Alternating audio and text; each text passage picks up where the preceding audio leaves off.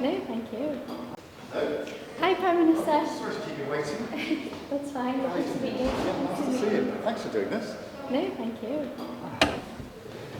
Fantastic speech. Are you happy with that? Yes, absolutely. It's a real privilege to be here today and an honour to speak with you. It's a great conference, this, isn't it? Yeah, it's got fantastic. great spirit, great energy. Yes. And it's packed. I mean, it's probably 900, I think, here. Yes, there's a lot of people here. Yeah. I am really, meaningful to hear the announcements today, the protections for those in the retail sector. I actually have a personal experience myself. I used to work in an off licence when I was younger, and there was a lot of crime, people coming in and stealing and so on.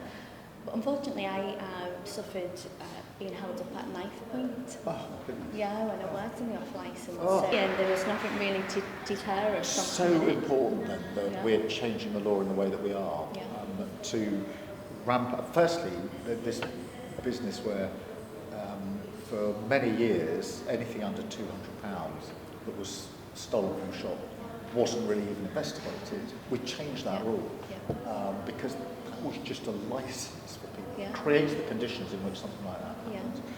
Secondly, making the offence more specific to retail workers, those working in shops, because we've given, quite rightly, extra protection to emergency workers, but now putting shop workers in the same category is really important. The other thing I was talking about in my speech is, in some parts of the country, but not in all, where we've got some of the CCTV going straight to the police. And because what often happens in a situation like that is there may have been CCTV, but by the time there's investigation, it's not always there. That has ramped up arrests and action by double. So I think we need to roll it out. So I'm sorry you went through that. I really am. That sounds awful. Yeah, I'm sure the measures that are being announced today, are going to make a huge difference, especially when you say the £200 limit, because this particular thief, I think it was probably about £150 worth that he actually stole, so it probably wasn't investigated. But also, until we changed the law, you saw people sort of getting, £150 worth of gear and thinking, right, nobody's even going to bother investigating this.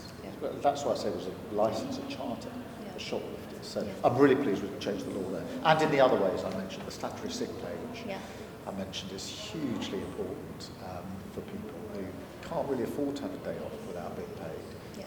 That's why I gave the example of my sister. Well, there's so many changes that have been brought in the Employment Rights Act that are going to make a huge difference to all workers across the UK. So what has it meant to you personally? I know you mentioned your sister, so there's some personal connection there. Yes, so on statutory sick pay, it makes a big difference because she and others couldn't really afford to go a number of days without pay, but that's what the system was. So now having that from day one, it's one of those things that now we've done it, you ask the question, why wasn't that always the case? Because it should have been the case. The other two things I'd point to, which we don't talk about quite so much, paternity leave, I think this is really important. I've got a 17-year-old boy and a 15-year-old girl, and when they were born, I had a bit of time with them. I personally think, first it was fantastic from my dad.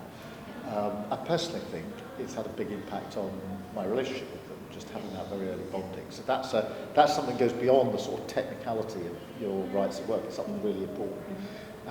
The other one that I don't think talked about enough is in the Employment Rights Act is bereavement time off.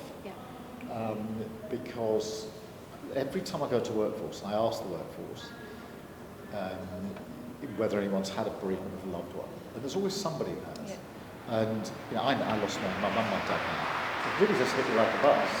And the idea that you haven't got a right until now to just a bit of breathing space, a little bit of time off. Good employers always did it, don't get me wrong, but that meant not so good employers didn't do it. So really important things like that.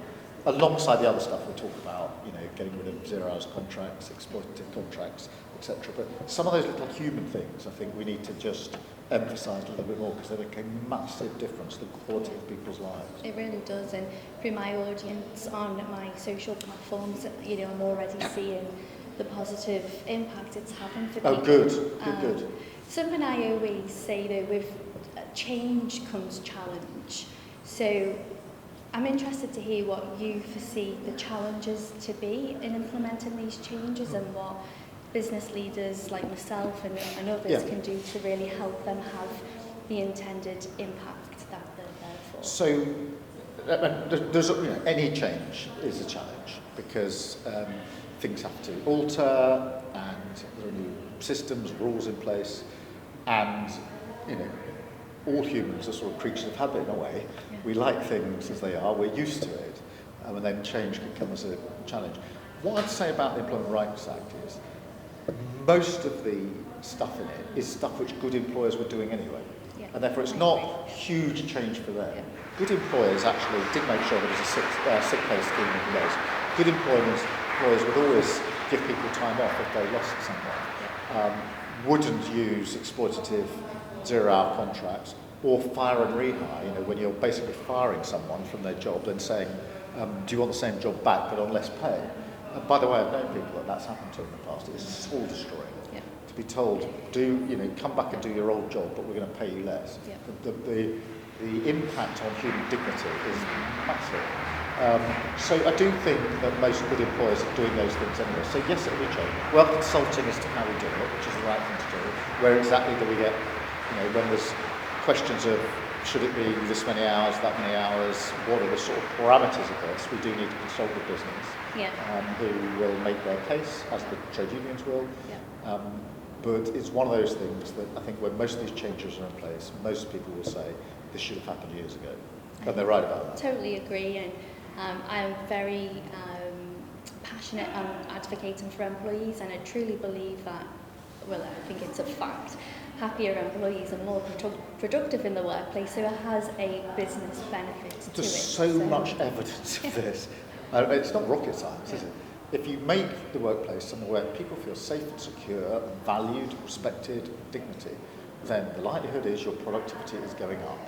Equally, if you treat people badly, then they're not incentivised to go the extra mile, and productivity goes down. So it's a really important point to make, which is it's not just the individual benefits, it's how do people feel? Do they feel happy, want to go to work, do they get extra, and productivity goes up? Or do they feel this is a place where I'm not respected, I haven't got the dignity I need, and that is not a workforce that is going to be particularly good for the employer either, frankly.